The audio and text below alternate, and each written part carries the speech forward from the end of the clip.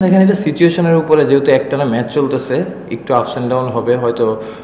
কুয়াশা পড়ার পর উইকেটটা একটুখানি ট্রিকি ছিল, বাট ইটস ওকে। আমার কাছে মনে হয় যে চেষ্টা করতেছে ভালো উইকেট, যেমন দুপুরের ম্যাচে অনেক ভালো উইকেট ছিল, গতকালকেও ভালো ছিল, আজকেও ইভেনচুয়ালি একটু থামতেছিল, বাট উইকেট ওয়াজ গুড।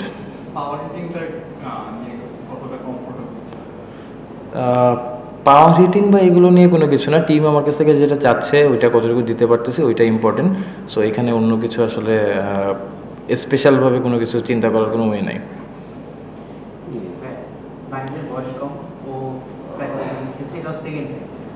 ওকে কি টিমের পক্ষ থেকে ফ্রি লাইসেন্সটা দেওয়া আছে কিনা, যে তুমি তোমার মন মতো খেলো এবং টুর্নামেন্টের মাঝ করে যেহেতু পেসে বল করো, ওকে কি ওয়ার্কলোড ম্যানেজমেন্টটা করা হবে কিনা, বা বিসিবি থেকে এমন কোনো ইনস্ট্রাকশন আছে? না দেখেন, আমার কাছে মনে হয় যে পেস বোলার যারাই থাকে সবারই একটা সেট আপ থাকে কীভাবে নিজের মেনটেন করবে। অ্যাট দ্য সেম টাইম আমার কাছে মনে হয় যে টিম ওর কাছ থেকে যেটা চাচ্ছে ও ওইটা ডেলিভার করার চেষ্টা করতেছে, এবং ও খুব ভালো মতো জানে যে নিজের যত্ন কীভাবে নিজে নিতে হবে। আর অবশ্যই বিসিবির থেকে আপনার ফিজিও ট্রেনার সবাই মনিটরিং করতেছে, তো এটা আমার কাছে মনে হয় যে খুব বড় একটা ইস্যু না। আর আমার কাছে মনে হয় এখন ওই দিন নাই যে কেউ আসলে পেস বোলারদের, আমাদের যারা যেভাবে পেস বোলিং মানে গ্রো আপ হচ্ছে, সবাই সবারটা জানে কার কি করতে হবে। আপনি তো বিপিএল অনেক সিজনই খেললেন, এবার প্রথম দিকের ম্যাচগুলো দেখে কি মনে হচ্ছে যে এবার পার স্কোরটা বেড়ে গেছে বিপিএল এ? মানে অন্যান্য সিজনগুলো প্রিভিয়াসলি দেখেন যে 140 150 এরকম একটা ট্রিকি টোটাল হইতো, বা আরো কম রানও ডিফেন্ড হতো, হইতো, বাট এইবার প্রথম দিকের কয়েকটা ম্যাচ দেখে বা কামিং ডেজে কি মনে হচ্ছে ইভেন গ্লোবালিও টি20 পার্স ইনিংস স্কোর অনেক বড় হয়ে যাচ্ছে, বিপিএলও পার ইনিংস স্কোরটা বড় হতে যাচ্ছে? না দেখেন, আপনার আমার কাছে মনে হয় টি20তে উইকেটটা খুব ইম্পর্টেন্ট। অবশ্যই আমার কাছে মনে হয় যে ওইভাবে খুব চিন্তা না করলেও আমার লাস্ট দুইটা দিন খেলা গিয়েছে, যেটা বললাম যে টাইমের সাথে সাথে উইকেটের ওই রকম রেস্ট থাকে বা অনেক কিছু থাকে। আমাদের হয়তো আইপিএলের মতো এরকম ফ্যান্টাসি নাই যে আজকে এক মাঠে খেলা হলো, কালকে আরেক মাঠে খেলা হবে। তো আমাদের যেহেতু একটা মাঠে অনেক বেশি খেলা হয়, তো আমাদের এটা মেনে নিতে হবে, এবং সিচুয়েশন অনুযায়ী আমার কাছে মনে হয় যে উইকেট ভালো করার চেষ্টা করতেছে। Let's hope for the best. Local ক্রিকেটারদের হায়ার স্ট্রাইক রেটে ব্যাট করার টেন্ডেন্সিটা বাড়তে উঠে যায়। অঙ্কন, শারমিন বা রাব্বি, তারা যে ইনিংসগুলো খেললো প্রিভিয়াসলি অনেকগুলো বিপিএল এ আমরা এরকম মুডে খেলতে কম দেখছি আর কি। না দেখেন, আর্জটা আসছে কিনা হায়ার স্ট্রাইক রেটে ব্যাট করা? না অবশ্যই দেখেন যে বিপিএল এর আগে একটা এনসিএল ম্যাচ হলো, তো এই জায়গায়ও কিন্তু হাই স্কোরিং কিছু ম্যাচ হয়েছে। তো যত টি20 খেলবে আমার কাছে মনে হয় যে টি20 যে কনফিডেন্টটা সব প্লেয়াররা আরও বেশি পাবে। তো ওই দিক থেকে ওভারঅল ভালো শুরু হয়েছে, ভালো দেখা যাক।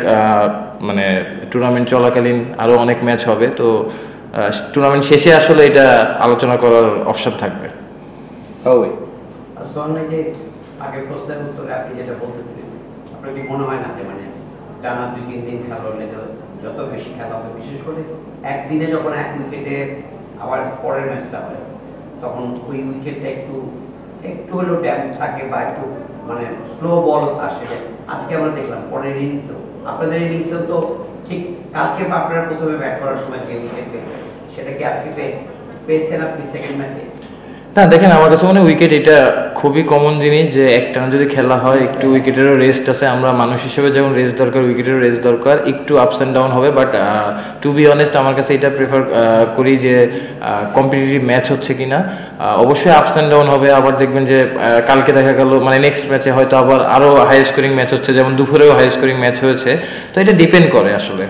আর আমাদের প্লেয়ারদের কাছে সব থেকে ইম্পর্টেন্ট যে ওই সিচুয়েশন কি ডিমান্ড করতেছে, ওইটা কতটুকু মানায় নিয়ে খেলতে পারতেছে। এটা যেটা বলছিলেন যে ভিন্ন ভিন্ন মাঠে খেলার যে ফ্যান্টাসি, ওইটা তো নাই, ওই সুযোগটা নেই। একই মাঠে নিয়মিত খেলার যে ব্যাপারটা, একঘেয়েমি চলে আসে কিনা বা টায়ার্ডনেস আসে কিনা, যে একই মাঠে খেলতে হচ্ছে, একই পরিবেশ, একই খেলাটা হচ্ছে, এটাই কি অনেক না? মানে এত উইকেট বা মাঠ নিয়ে তো এত চিন্তা করার কিছু নেই। ভালো টুর্নামেন্ট হচ্ছে কিনা, ভালো খেলা হচ্ছে কিনা, আমার কাছে মনে হয় এটাই ইম্পর্টেন্ট। উইকেট মাঠ ওকে, আলহামদুলিল্লাহ খেলতে পারতেছি।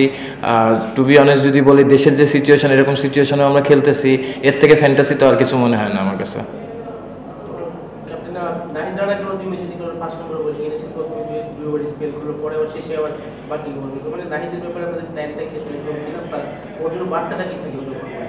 না, ও ফ্রিলি বল করতেছে, হি ইজ কুইক, সো ওর মতোই করতেছে। ওর যখন কোনো কিছু নিয়ে কনফিউশন থাকে আমার সাথে শেয়ার করে, তো আমি ওই জিনিসটা করতেছি এবং আমার কাছে মনে হয় যে ও 100% দেওয়ার চেষ্টা করতেছে, ভালো বোলিং করতেছে। অবভিয়াসলি 2টা ম্যাচ হলো, তো আমরা অবশ্যই টিম থেকে চাবো তার কাছ থেকে মানে সে যেভাবে দিতে চাচ্ছে টিমে 100% এটাই দেওয়ার চেষ্টা করুক, প্রসেসটা ফলো করুক, এইটাই। জিএসএল ওয়েস্ট ইন্ডিজ সিরিজ এবং এখন শেখ মেহেদী খুব ভালো ফর্মে আছে, খুব ভালো রিদমে আছে বলে এই মুহূর্তে মানে আপনাদের টিমে উনি কি আপনার সাথে ইম্প্যাক্টফুল বোলার কিনে, এবং বাংলাদেশের প্রেক্ষাপটে আপনার কি মনে হয় উনি খুব আন্ডাররেটেড? না, অবশ্যই দেখেন এটা হতে পারে, বাট আমার কাছে যদি টু বি অনেস্ট মনে করেন যে আজকে যদি খেলার সিচুয়েশন এরকমও থাকতো যে লাস্ট ওভারে 8, 9 বা 10 রান থাকবে, তো আমি মনে করতাম আমার টিমের সেরা বলার মেহেদী, আমি ওরই বোলিং করাতাম। সো এটা আসলে ডিপেন্ড করে, অবশ্যই আমাদের টিমের মেন বলারও, ইভেনচুয়ালি বাংলাদেশেরও টপ বলারও হোপফুলি খুব তাড়াতাড়ি আশা করবো যে ওয়ার্ল্ড র্যাঙ্কিংয়ে হয়তো 1, 2, 3-এর ভিতরে খুব তাড়াতাড়ি চলে আসবে। রানার পেজটা কি আপনারা আপনাদের জন্য একটা এক্সপেক্টর কাউন্ট করেন? দেখেন, আমি ইন্ডিভিজুয়াল কোনো কিছু নিয়ে করতে যাচ্ছি না, টিম প্রতিটা প্লেয়ারের কাছ থেকে কিভাবে চাচ্ছে, সে কিভাবে ডেলিভারি দিতে পারতেছে। আজকে যখন রানার যখন 5 নম্বর ওভারে আসছে, উইকেট দরকার ছিল, উইকেটটা ডেলিভারি করে দিয়েছে।